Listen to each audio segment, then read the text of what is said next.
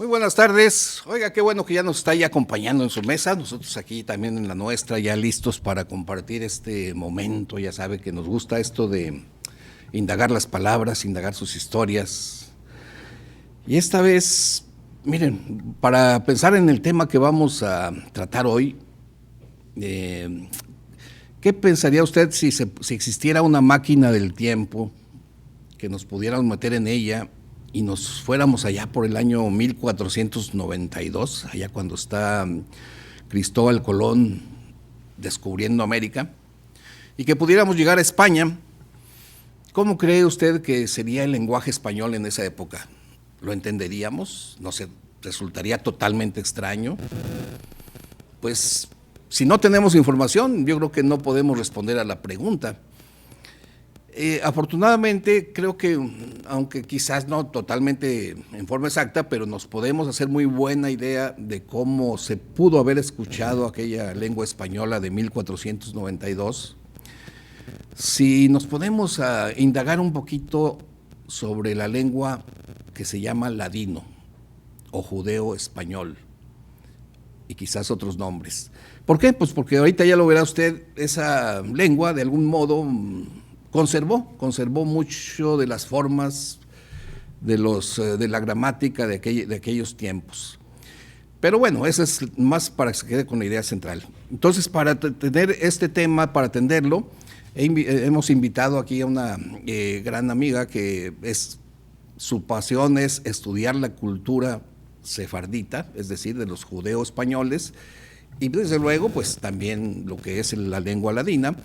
Y me refiero a Mónica Marcela Montemayor Treviño, a la quien le doy la bienvenida. Mónica, bienvenida. Buenas tardes, Arturo. Muchas gracias por haberme invitado. Es un tema que te gusta, ¿verdad? La cultura sefardita, el ladino. Es un tema apasionante y es algo que está vivo. Entonces, por eso es importante.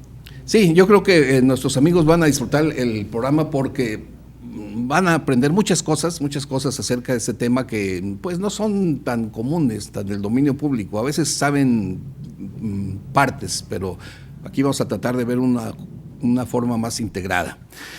Pero bueno, antes de entrar al tema, ya sabe que siempre tenemos para usted un juego de palabras. Y ahora hemos escogido 4 palabras que son nombres de idiomas, de lenguajes. Así que vea usted el juego de palabras y encuentre 4 nombres de idiomas. A ver, ¿lo vemos?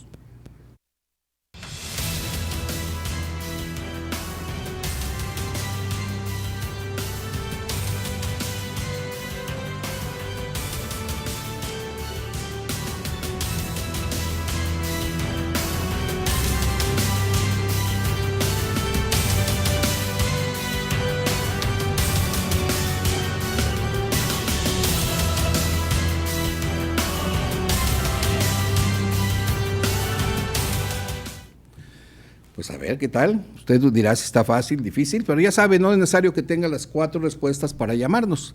Usted llámenos al 2020-8865, allí vía voz le recibirán su mensaje. O si no, miren, ya me trajeron aquí el teléfono donde puedo recibir WhatsApps. El teléfono es 812, ahí está, 611-3535.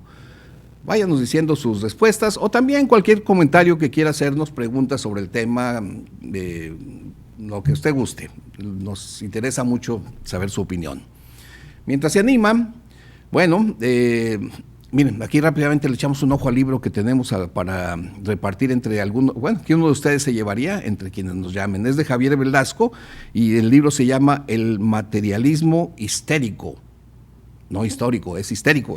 Un juego de palabras de Javier Velasco, excelente escritor, ¿verdad? Que, bueno, muchos de ustedes ya lo conocen.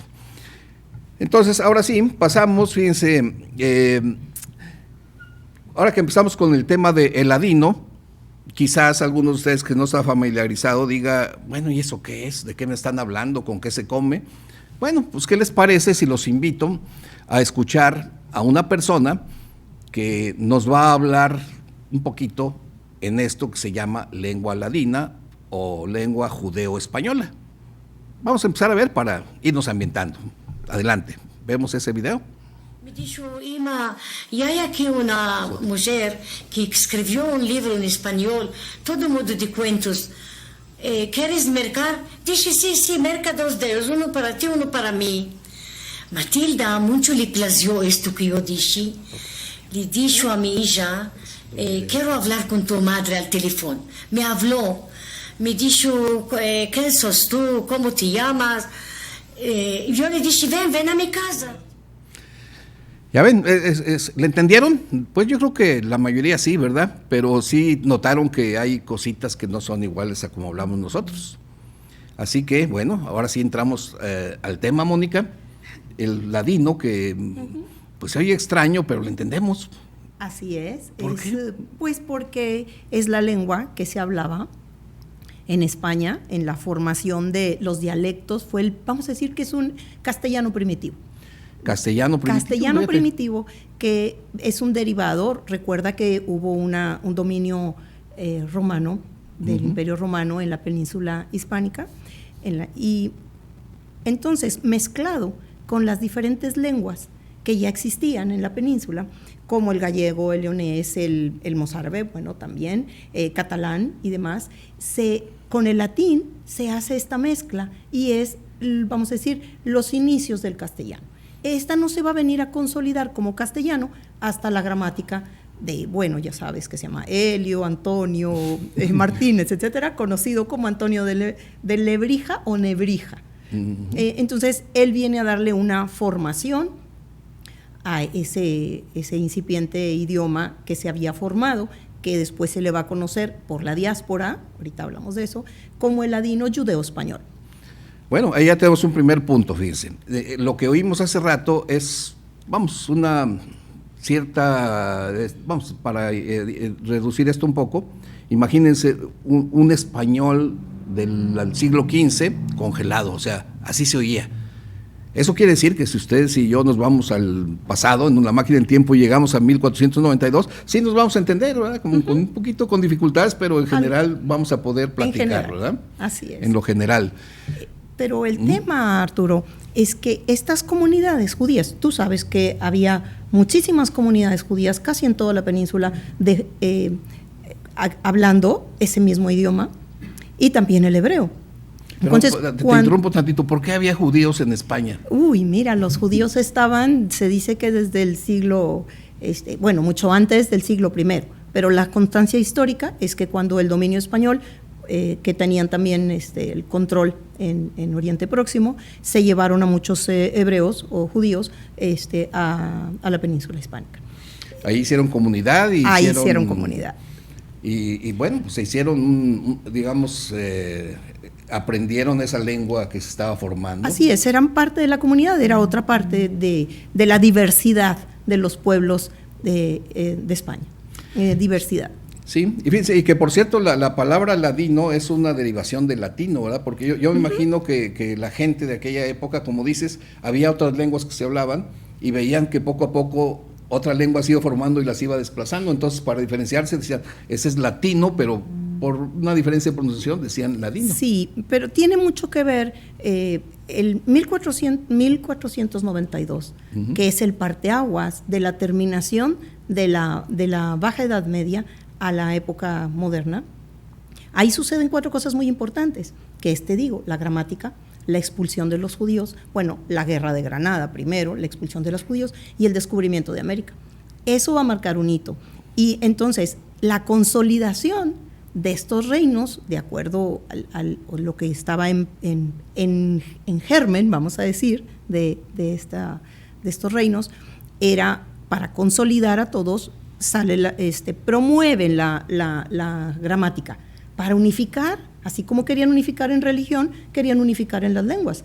Pero los que salen se llevan ese español antiguo y que va a quedar de esta manera más o menos hasta 1620, en que ellos empiezan a evolucionar en los lugares en los que fueron a dar y empiezan a agregar a este judeo español palabras del italiano o palabras del griego o del árabe, como es en los que están en Marruecos, que se le va a llamar jaquetía o aquetia. Es este español antiguo con palabras en hebreo. Sí, pues del judeo español. Es parte de del grupo del lenguaje del judeo español, con diferentes variantes, pero en sí la base es el español de esa época. Entonces, estamos hablando de una comunidad judía que a la par de todo el resto de la población de la península ibérica, pues iban aprendiendo esa nueva lengua que se iba formando, pero ese parteaguas, ese que nos dice Mónica, de un siglo muy convulsionado, o sea, todo lo que pasó, ajá, pues nace esa mentalidad de cuestiones, no nos vamos a meter a analizar exactamente causas de por qué los expulsan, pero pues cuestiones religiosas, políticas.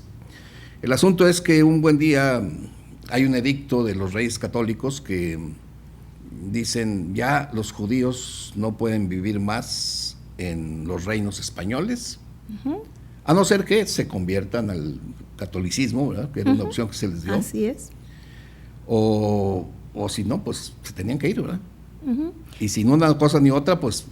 Y lo maravilloso es que llevan la cultura española, llevan el habla, llevan muchísimo de el folclore, como tú sabes, el romancero y los dichos, ¿verdad? Sí, mucha tradición, que ya ahorita más adelante van a ver que vamos a hacer muestrecitas muy interesantes. Pero fíjense, ¿cómo fue ese edicto? ¿Qué pasó en el momento en que la reina Isabel le firmó ahí, este es el edicto para expulsar a los judíos? Tenemos el texto y lo tenemos en la voz de, aquí agradezco a Sandra Fernández Mendoza, una chica de allá de Toledo, España, que me hizo favor de poner su voz para hacernos una idea de cómo escucharon los judíos cuando se les leyó el edicto en el que quedaban expulsados. Esto fue por agosto ahí de 1492 más o menos, ¿verdad? Así es. Vamos a escuchar este edicto de expulsión, a ver qué tal. Nosotros ordenamos además en este edicto que los judíos y judías de cualquier edad que residan en nuestros dominios o territorios, que partan con sus hijos e hijas, sirvientes y familiares, pequeños o grandes de todas las edades, al fin de julio de este año, y que no se atrevan a regresar a nuestras tierras, de la manera que si algún judío que no acepte este edicto, si acaso es encontrado en estos dominios o regresa, será culpado a muerte y confiscación de sus bienes.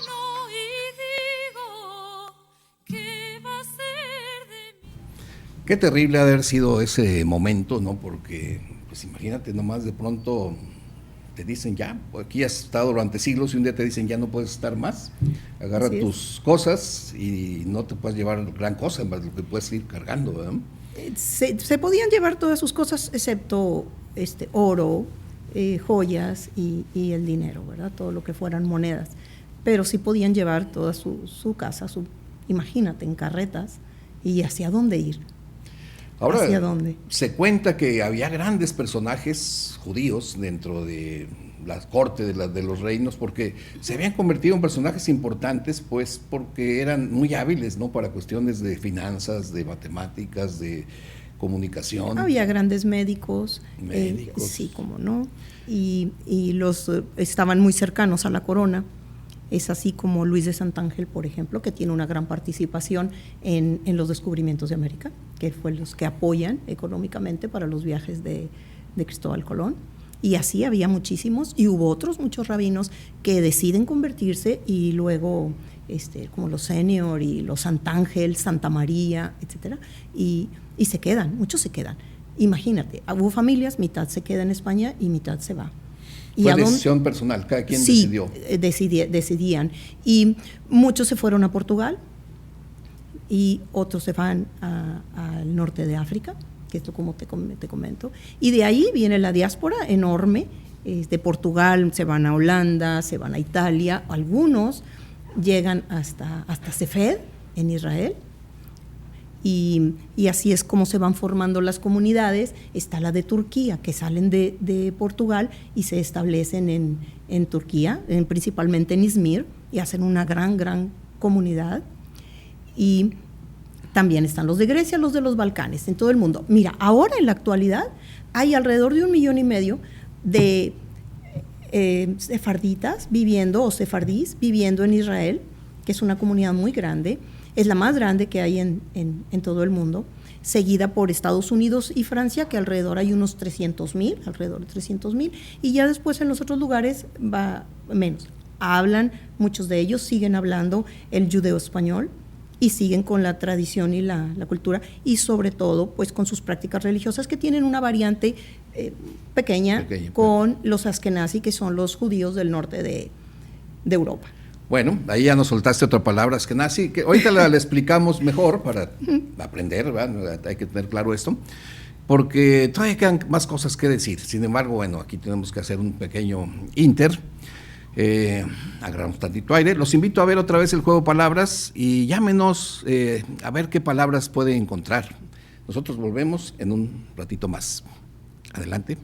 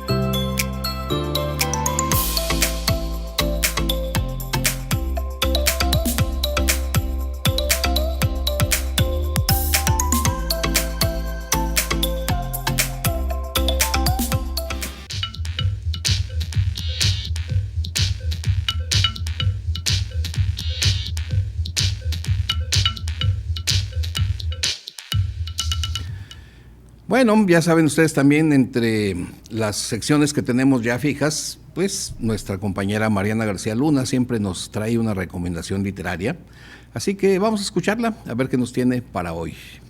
Adelante, Mariana.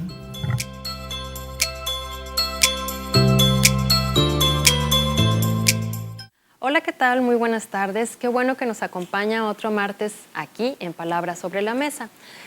Ahora le traigo una recomendación que, si usted se acuerda, en el programa del 23 de abril hicimos un programa especial en el que hablamos acerca de libros muy famosos en la historia. Y uno de esos libros que yo le comenté fue una obra del escritor indio Salman Rushdie, que es Versos satánicos. Bueno, en esta ocasión no le voy a leer nada sobre esta novela, sino lo que le traigo, la recomendación que le traigo es este libro, que son las memorias escritas por el mismo Salman Rushdie, que se llama Joseph Anton. Joseph Anton fue el seudónimo, digamos, que Salman Rushdie optó para esconderse, porque, como le comenté en aquel programa, por escribir este libro, el de Versos satánicos, pues lo condenaron a muerte, ¿no? Está bajo la ley del Islam, está condenado a la muerte. Entonces, él aquí, pues en todo este libro, nos cuenta todo lo que fue esta aventura, digámoslo, de una manera muy amable. Voy a leer el inicio para que usted más o menos se vaya enterando de qué se trata. Es el prólogo. Dice: más adelante, cuando el mundo estallaba en torno a él y los mortíferos mirlos se apiñaban en el trepador del patio del colegio, se enfadó consigo mismo por haber olvidado el nombre de la periodista de la BBC que le anunció que su antigua vida había terminado y una existencia nueva, más tenebrosa, estaba a punto de empezar. Lo telefoneó a casa por su línea privada sin explicarle cómo había conseguido el número. ¿Qué siente uno?, preguntó la periodista, al saber que el ayatollah Khomeini lo ha condenado a muerte. Era un martes soleado en Londres, pero esa pregunta extinguió la luz. Esto fue lo que él dijo sin saber en realidad qué decía. Uno no se siente bien. Esto fue lo que pensó. Soy hombre muerto. Se preguntó cuántos días de vida le quedaban y concluyó que la respuesta era probablemente un número de una sola cifra. Colgó el auricular y corrió escalera abajo desde su cuarto de trabajo en la estrecha casa adosada de Islington, donde vivía. Las ventanas del salón tenían postigos y absurdamente las cerró y las atrancó. Luego echó el cerrojo a la puerta de entrada. Era el día de San Valentín, pero desde hacía un tiempo no se llevaba bien con su mujer, la novelista estadounidense Marianne Williams. 6 días antes, ella le había dicho que no era feliz en su matrimonio, que ya no se sentía a gusto con él, pese a que llevaban casados poco más de un año y también él sabía ya que aquello había sido un error. En ese momento, ella lo miraba con extrañeza mientras él, nervioso, iba de un lado a otro de la casa, corriendo cortinas, comprobando los pestillos de las ventanas, galvanizando todo a él a causa de la noticia como si circulara por su cuerpo una corriente eléctrica. Y tuvo que explicarle qué ocurría. Ella reaccionó bien. Empezó a plantear qué debían hacer a continuación. Empleó la primera persona del plural. Eso fue una demostración de valor. Bueno, yo le recomiendo bastante este libro, aunque es muy largo, pero uno pues, puede enterarse de todo lo que ocurre alrededor, no solamente de un personaje, de un escritor, sino lo que ocurre alrededor de la libertad de expresión, del fundamentalismo. Aquí yo tengo pues muchas ideas acerca de lo que debe ser la libertad, pero yo le sugiero que usted saque sus propias conclusiones. Soy Mariana García Luna, recuerde que me puede seguir en redes, lo veo aquí el próximo martes. Hasta luego. Pues bueno, tomamos en cuenta tu recomendación, la próxima semana te esperamos. Miren, ya nos ha platicado Mónica pues los antecedentes, estamos hablando de la lengua ladina, del cómo se formó, del cómo estos judíos españoles, pues ese edicto llevan hace el idioma, irse. el lenguaje. Y fíjate, yo aquí me pongo a pensar cómo sería, porque ¿tienes tu idea de cuántos judíos se irían? ¿O se conoce algún estimado? Sí, sabes que los historiadores no se ponen de acuerdo. Algunos hablan de 25,000 casas extensas, ¿verdad? Abuelos, padres, hijos, nietos. Otros hablan de 200,000 personas. Hay otros historiadores que todavía amplían mucho más el número. No se sabe con exactitud cuántos salieron. Pero eran miles, eso sí son hechos. Sí, fueron muchísimos. La mayor cantidad se fue a Portugal, otros al norte de África, y poco a poco estuvieron saliendo desde antes, pero en ese momento salieron en bloque todos. Y bueno, ahorita que hablábamos del ladino, Jaime Vidal Safía es un maestro de la Sorbona, estudioso del judeo español y del ladino, y él hace una diferencia, porque eso sí lo quiero precisar. Él dice que el habla común es el judeo español o españolit, y el habla de las sinagogas, del rezo religioso, es el que se le llama ladino, porque ese ladino tiene palabras en hebreo, pero no tiene palabras de la diáspora, ¿sí? Entonces, sí. el judeo español o españolit sí va a tomar palabras de la diáspora, de Turquía, de los Balcanes, de la parte del norte de África, y el ladino no. El ladino se conserva tal cual, y hay libros como este Sidur que te mostré hace rato, en el cual están escritos las oraciones religiosas en ladino. Entonces, exactamente. Y ahorita que hablabas de eso, ¿cuántos salieron? Bueno, se llevan todas estas culturas y todo eso. Y vamos a hablar de algunas tradiciones que se cuenta como parte de, pues, ¿cómo diremos? Pues el folclore. Del folclore. ¿Verdad? Fíjate que sí, me acordé aquí también de una, yo cuando me pongo a pensar cómo sería de que te digan, agarra tus cosas y vete, como dijimos ya, ajá, y pues estás hablando de miles, ¿cómo sería ese momento en que se iban yendo?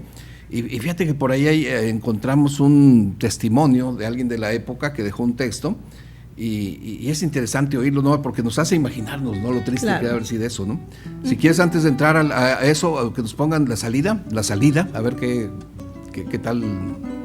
¿La salida? Ah, bueno, este es otro tema. Bueno. Esta es la tradición ya. Sí. La tradición es que cuando salen, que cuentan estas familias, que muchas de estas familias llevaron una llave. A ver, tú cuéntanos, sí, por qué esta llave es de Mónica y que nos cuente de su llave. Esta es una llave hecha en forja, como pueden ver. Entonces, cuentan que algunas de estas familias llevaron su llave de la Casa de España a su salida hacia su nuevo destino y la conservaron por generaciones como un recuerdo de ese lugar donde habían crecido, nacido y donde se había enriquecido su cultura por muchos siglos, ¿verdad? Por ahí Entonces un hay audio, una sí, canción. sí, a ver si nos pueden poner Ajá. un pedacito de esa canción que dice ¿Dónde está la llave? El audio nada más. Es una canción muy hermosa. De España, de España, de su casa, de España, de España.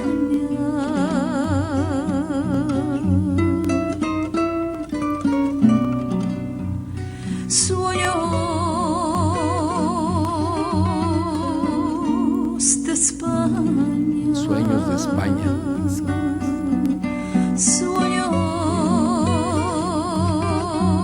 Sueños de España.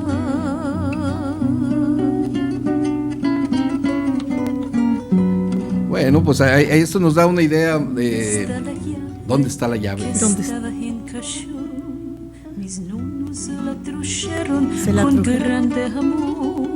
Nuestros abuelos se la trajeron con mucho dolor. Fillos, este es el corazón de nuestra casa, de España, de España. España. Muy bien, De esto nuestra casa, de nos da ya la idea de estas canciones. Fíjense cómo se reflejan estas letras en esta música, cierta melancolía, cierta Sí. tristeza de haber dejado la patria. Para ellos pues era su lugar, donde allí habían nacido los abuelos y los abuelos de sus abuelos, y de pronto que van en busca de nuevas tierras, ¿no? Imagínate, 1500 años. Fíjate. 1400 años, o sea, casi 1500, muchísimas generaciones. Se dice que eran tan españoles como los españoles. Sí, fíjate que una cosa interesante también es que una vez platicando con un lingüista sobre este tema, decía que una cosa que era especial también para los sefarditas que conservaron esta lengua es que dice, normalmente los grupos que emigran a otro país donde hay otra lengua, casi siempre a la segunda o máximo tercera generación se pierde la lengua y adoptan la del lugar a donde llegaron. Así es. Dice, rara vez pasan de 3 generaciones. Pero aquí estás hablando de grupos sefarditas y en diferentes lugares en que lograron mantener la lengua más de 500 años. Bueno, Arturo, los judíos tienen esa particularidad. Si algo los hizo sobrevivir fue la conservación de su tradición y su costumbre, su religión. Porque ¿cuántos años pasaron sin patria? Más de 500 años. Así es. Entonces, eso es lo que los hizo sobrevivir. Y esta es otra muestra, que han conservado este idioma, este lenguaje, también como parte de su cultura, muy fuerte. Y vivo, por eso te digo, es un lenguaje vivo porque se habla actualmente y se habla igual. Fíjate que ahorita que nos pusieron ahí el audio, algunas palabras que luego saltan. Ajá, Mis nonos la trujeron, ajá. o sea, se refiere a la llave. ¿Dónde está la llave? Mis nonos la trujeron. Nonos, pues es una palabra que ya no lo dijiste ahorita, significa abuelos. Abuelos, sí, ese es del italiano. Y trujeron es una forma antigua de decir trajeron.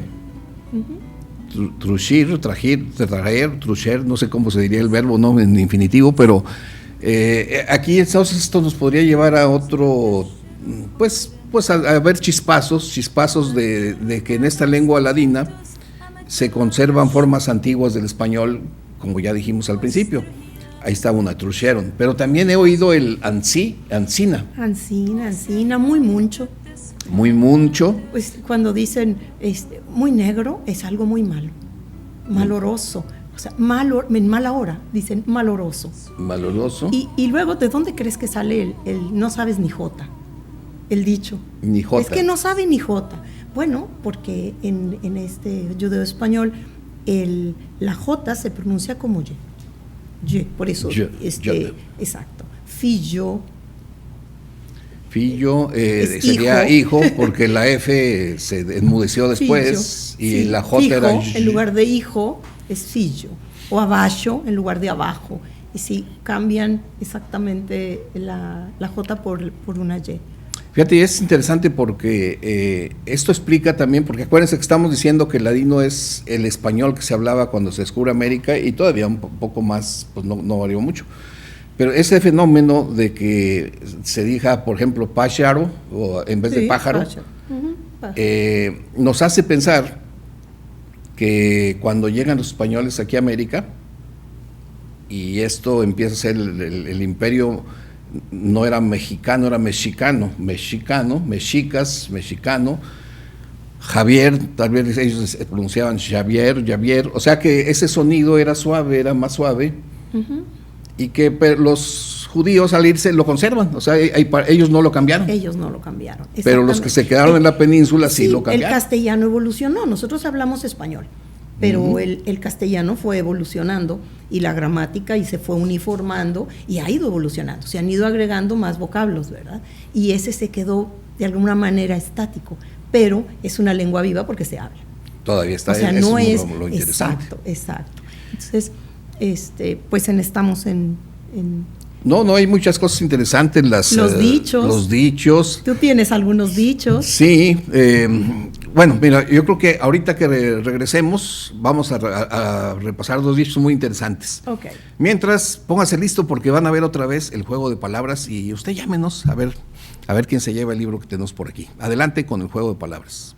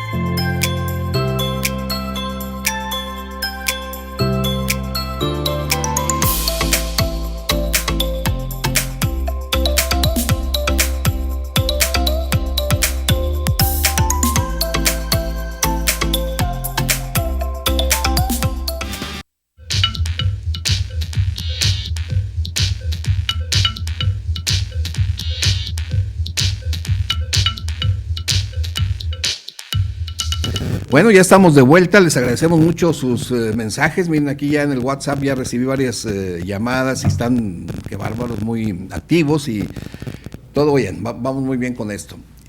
Y pues miren, ya viendo ese lengua ladina, que ahora sí ya vemos que es una Y que se hizo en 1492, siguió el español que hablamos nosotros y fue como una vertiente que se fue en esa diáspora que hubo por ahí.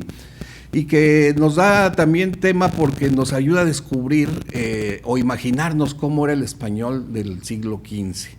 ¿Qué te parece, Mónica, si vemos algunos refranes de la lengua ladina que nos den una idea también de palabras y estructuras? Claro. Por ahí tenemos unas imágenes de refranes, uno que dice el dio, refiriéndose a la forma en que los sefarditas se refieren a Dios.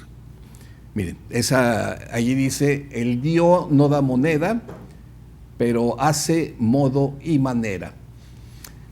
Creo que se entiende el contexto, ¿verdad? Sí.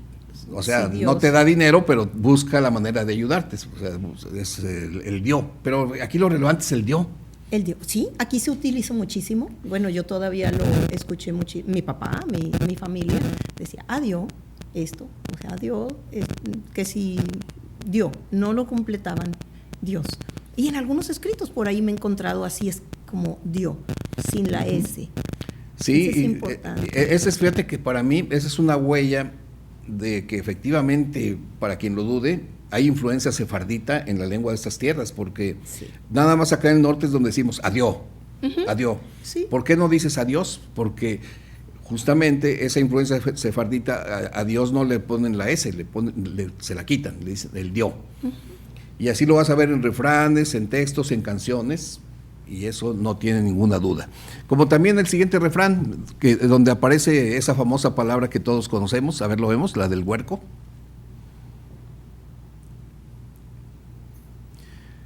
Faste amigo con el huerco hasta que pases el ponte. ¿Sí? Se refiere aquí en este caso, ¿qué es el huerco? El huerco es, en la cultura sefardita, lo que fue en la antigüedad en España. Era, digamos, una personificación de la muerte y luego del maligno. Y por eso muchos dicen, no, pues el huerco es como ser el diablito, algo así, ¿verdad? Pero ahí se ve cómo la palabra está usada y el uso que le damos aquí en el noreste, bueno, pues es como una forma como decir diablo de muchacho, ¿no? Como diablito, Sí. ¿verdad? Ajá. Pero se ve que todavía en el habla, en el folclore, pues, sefardita se sigue usando, sigue apareciendo la palabra huerco, ¿verdad? Sí, aquí en el noreste todavía se dice para describir al niño chico pequeño, ¿verdad? Y se creía que, bueno, antes de que entrara al conocimiento de la religión, entonces era un huerco, Un huerco. un diablillo. Un diablillo, ¿verdad? todavía no le Así cortaban los es. cuernos. Bueno, Pues sí. ya para ajustarlo un poco más a nuestras ideas, ¿no? Tenemos también el romancero sefardí. El romancero es todo ese conjunto de canciones que ellos se llevaron junto con la lengua. Nomás para que se den una idea de cómo es un canto sefardí, ¿qué les parece si oímos un pedacito de una de estas canciones, un romance sefardí? A ver si se puede que lo escuchemos.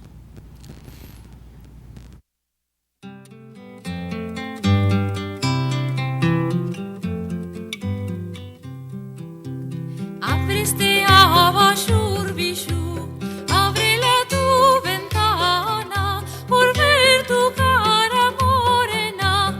Al Dios daré mi alma por ver tu cara morena. Al Dios daré mi alma. Por tu puerta yo pasé y la topí cerrada. La llave dura yo besé como besar. Ya estamos aquí cantando, Qué ¿no? hermosa, sí. Muy bonitas canciones, sí, muy dulces. Pero fíjate, de esta canción yo rescato otra vez cuando dice al Dios daré mi alma. Ahí se reafirma lo que acabamos de decir, ¿verdad? Así es, sí. Y cuando dice por la tu puerta yo pasé, fíjate, por la tu puerta. Ajá. Formas antiguas del castellano, ¿verdad? Que eran- Así es, de construir las frases. Sí, la tu madre, así decían, tu hijo, y ya eso ya no lo usamos, pero el ladino conserva todavía esas estructuras. Entonces, para que vean que si a ustedes les interesa el tema, métanse allí a YouTube y busquen cantos judeo-españoles, o cantos sefardíes, o cantos en ladino, y de algún modo Hay una llegan gran ahí, variedad, ¿verdad? sí. Y se empieza uno a deleitar con la música, la letra, y empieza a saber que sí se entiende algo, ¿verdad? Y bueno, oigan, ¿qué creen? Hay una gran oportunidad de seguir profundizando en este tema este viernes, así que yo le voy a pedir a Mónica que nos platique por qué. Ay, pues porque vamos a dar una plática. Ándale, vamos a ver. dar una plática. Platícanos cómo va a estar la Bueno, excusa. Ajá, yo quería que pusieran un cuadro que es de Joaquín Taurina, que lo van a ver en la invitación, que precisamente representa la salida de los judíos de Sevilla, ¿verdad? Es un cuadro de Joaquín Turina, que él es doblemente importante porque fue un gran pintor español y además porque fue el padre del famosísimo compositor Joaquín Turina y Pérez, ¿verdad? Él era descendiente, Joaquín Turina, el pintor, de italianos, pero nació en Sevilla, casado con Concepción Pérez, que van a ser los padres de este famoso músico, ¿verdad? Y bueno, nosotros vamos a hablar en este programa que se llama Memorias de Nuevo León sobre la migración sefardí. Y ya estamos hablando de esa partecita de la que hablamos que vino aquí a Nuevo León. Así es. Y esto va a ser, mira, ahí está el cuadro ya más amplio para el que acabas de Es describirnos. bellísimo, sí. Uh-huh. Y bueno, entonces, quien le interese el tema, yo creo que vale la pena, porque aquí Mónica ahora sí muy específicamente va a hablar de esa influencia sefardita en estas tierras. Así y a ver, vamos a recordar, ¿es el viernes, este viernes? Es este viernes, 28 de junio, a las 19:30, en el Auditorio del Noreste, en el Auditorio del Museo del Noreste, y pueden ustedes llamar, hay un teléfono para separar un lugar, porque es gratuito, pero sí tenemos un cupo limitado. Entonces, ¿pueden hablar al teléfono? ¿Puedo decirlo? Sí, claro. 20-33-98-98, extensión 115. A ver, vamos a repetirlo. 20-33-98-98, extensión 115. Para separar lugar. Para separar un lugar en el auditorio, y va a ser a las 19:30, y allí estaremos hablando de quiénes pudieron haber sido o quiénes hicieron esta migración, o de los fundadores y colonizadores, quienes eran este origen, ¿verdad? Ándale, no, pues muy interesante, porque es que es un tema del que a veces se habla mucho, pero poco. se habla mucho, pero muy poquito. Definitivamente, tú has dado en el punto. Se ha hablado muchísimo del fundador, de Luis de Carvajal. Hay muchos libros ahora, inclusive contemporáneos, o sea, que acaban de escribir, sobre el gobierno de Luis de Carvajal. Y también sobre su familia y lo que pasó en la Ciudad de México con el proceso de la Inquisición, se ha escrito muchísimo. Pero sobre la migración sefardí hacia el noreste, así en particular como el resto del pueblo llano, no se ha hablado. De esos otros que no tienen un proceso, pero que también vinieron y que eran conversos. Hay que aclarar que los que vinieron aquí, como ya lo hemos dicho muchas veces, eran conversos de segunda, tercera generación, ¿verdad? Interesante también ver que toda esa descendencia de esos sefarditas que hay aquí en estas tierras, pues ahora ya hasta poniéndose de moda aprovechar esa puerta que se abrió para que los sefarditas pudieran regresar a España, que tardaron mucho, ¿verdad? ¿Cuándo fue cuando empiezan los sefarditas a poder llegar a España otra vez? Pues mira, y más o menos en 1850 y algo, en que España tiene la guerra con el norte de África, los soldados reportan que encontraron personas hablando el español antiguo, la lengua de Cervantes, dijeron. Entonces el gobierno español pues se interesa en esos personas que hablan español y empiezan a tener comunicación y a hacer una apertura de sus mercados. Con el tiempo los declaran protegidos de España. Y hay una secuencia de leyes en el cual estos originarios de España que salieron en la expulsión pueden regresar como ciudadanos de pleno derecho a España. Y hubo varias leyes, te digo, pero esa que se ha dado ahora, que le llaman la ley de 12 del 15, es regresar a España. Los descendientes pueden probar su origen sefardí y regresar a España con pleno derecho. Hay un proceso para eso, ¿verdad? Hay todo un proceso. O sea, si nos está viendo alguien que dice, oye, pues yo me apellido Montemayor, a lo mejor yo puedo ser ciudadano español, ¿qué tendría que hacer brevemente? ¿Qué tendría que hacer? Bueno, el proceso es digital y es presencial. Primero, pues, si es judío sefardí en una comunidad judía, tiene ciertos requerimientos.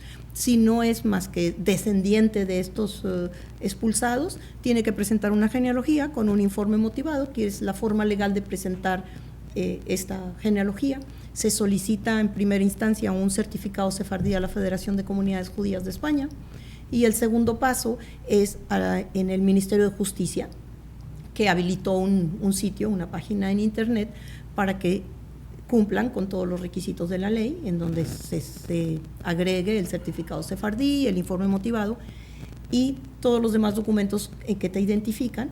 Pero lo más importante es que tienes que tener una liga cultural y económica con España. Tú tienes que demostrar que tienes nexos con España, culturales y económicos. Y conjuntando todo esto, se envía, se elige un notario, el notario revisa toda la papelería y entonces es cuando se hace un acta presencial, levantan un acta, se llama acta de procedencia, y el notario se encarga de mandarlo al Ministerio de Justicia.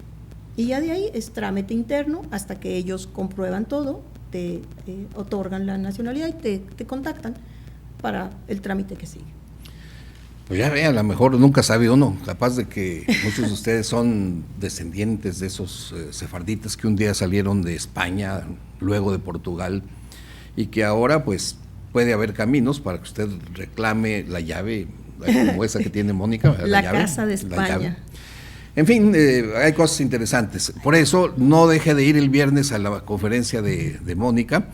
Ahí pregúntele y todo lo que... Ahí va a haber espacio seguramente para preguntas. Claro, ¿no? Claro, va a haber espacio. Y ahorita lo que decías de esto es, si algo conservaron estos judíos que salieron de España fue el amor a España. Perfecto. El amor, la cultura y la preservación y el deseo, claro, muchos de ellos, de regresar, de retornar. Bueno, si usted tiene esa nostalgia, pues búsquele. Por lo pronto, bueno, también este programa ya empieza a sentirse nostalgia porque ya está acabando, todavía nos falta un bloque, pero esta es la última vez que usted va a poder ver el juego de palabras, así que lo invitamos a que lo vea bien, que nos marque al 2020-8865 o que nos escriba al WhatsApp, que aquí estoy recibiendo mensajes. Vemos por última vez el juego de palabras.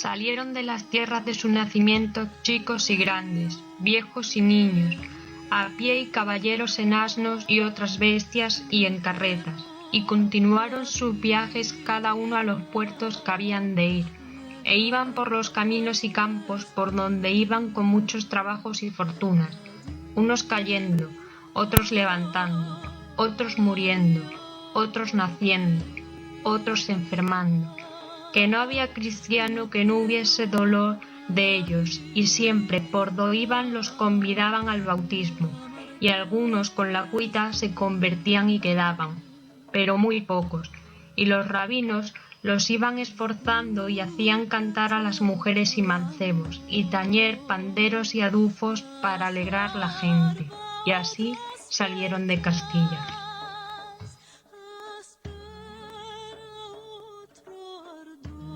Y así salieron de Castilla, ahí salieron de Toledo, así salieron de todas las ciudades españolas para agarrar diferentes rumbos, como ya nos platicó aquí Mónica. Algunos de ellos, de una u otra forma, llegaron aquí a estas tierras. Lo importante es que la lengua ladina sigue viva, o sea, no es una lengua ya muerta. Afortunadamente, ahorita nos va a platicar Mónica, aunque es una lengua que algunos han dicho que está amenazada, parece ser que pues hay gente que está interesada en que esto no suceda, que vaya a desaparecer, ¿verdad? ¿Qué nos cuentas? Es, pues te comentaba que hay entre 3 millones y 3 millones y medio de descendientes, o sea, los sefardíes, descendientes de estos judíos españoles, y se está formando una academia para crear una gramática y una forma de hablar, ya ahora sí, organizada, del judeo español, de judaísmo, judeo español. Así es, entonces sí hay los hablantes y ahora van a tener una academia. Muchas universidades han optado por dar cursos del judeo español, así como se dan de otras lenguas, y que puedan ellos aprenderlas en universidades y es que siga viva. Definitivamente el propósito es que la cultura siga viva. Este retorno también, esta apertura de España para el retorno de sus judíos, fíjate, te comento, Arturo, hace como unos 20, 25 años, había le decían la ronda de cultura sefardí, y había 5 o 6 ciudades que te mostraban parte de lo que quedaba de las sinagogas o la cultura sefardí. Ahorita es innumerable. No sé, te puedo decir si hay 300 o más pueblos que están redescubriendo sus juderías, y por consiguiente la cultura sefardí inherente a estos pueblos, ¿verdad? Entonces está vivo, esto va hacia adelante. Interesante. Entonces, bueno, eso quiere decir que el futuro del ladino es luminoso. A quien había dicho, no, pues yo creo que ya 1 o 2 generaciones más ya desaparece, pero si realmente hay trabajo, hay esfuerzo, y sobre todo se le trabaja con las nuevas generaciones, yo creo que es lo más importante, pues el ladino tiene manera de sobrevivir, y hay suficientes personas, yo creo que para que esto al menos... 3 millones es muchísimo. Es bastante grande el número. Y entonces ya nos quedamos ya entonces con la siguiente idea. Ahora sí, ya, si nos preguntan qué es el ladino, bueno, es una variante de la lengua española que en cierto momento del tiempo, 1492, o por ahí fines de ese siglo, agarra un camino diferente. La lengua española normal que ustedes y yo hablamos, pues sigue su camino en la península ibérica, luego en América, pero esa es una rama que se empieza a instalar en otros países, Turquía, Marruecos, centro de Europa, algunas para acá, para América, y mantienen formas arcaicas, entre comillas, arcaicas para nosotros, del español. Por eso es lo interesante para los lingüistas, ¿no? Descubrir tantas de esas cosas, ¿no? Ya nos explicó Mónica, bueno, ok, ladino, pero ya nos dijo que no es exactamente ladino, porque no es lo mismo el ladino, la lengua de la religión, que el judeo español, que es el de habla de todos los días para la gente que sí lo usaba. Pero bueno, y ya sabemos que el ladino es una distorsión de la palabra latino por su origen, que es el que hablaban los romanos cuando llegaron de ahí a estas tierras. Oye, pues rápidamente vamos a ver la solución al juego de palabras, no se nos va a acabar el tiempo y nos quedamos a medias. Antes de que se nos acabe, vemos la solución. Ok, de la primera, la respuesta es alemán. De nicho, pues sí, sale chino. De esponja, pues sí, si le volteamos la letra sale japonés. Y de omito sale la lengua otomí.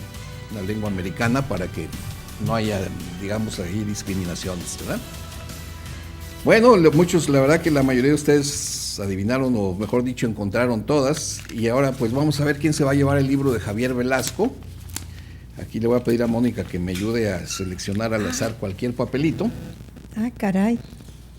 Y ahorita me lo pasas porque como es mi letra y está muy fea. Larry Carrillo. Bueno, Larry Carrillo, tú nos marcaste por WhatsApp, te toca a ti llevarte este libro de Javier Velasco. Ven aquí a la recepción de Canal 28 con una identificación en horas de oficina y te llevas este libro. Ya por aquí voy a dejar separado tu referencia, es todo tuyo.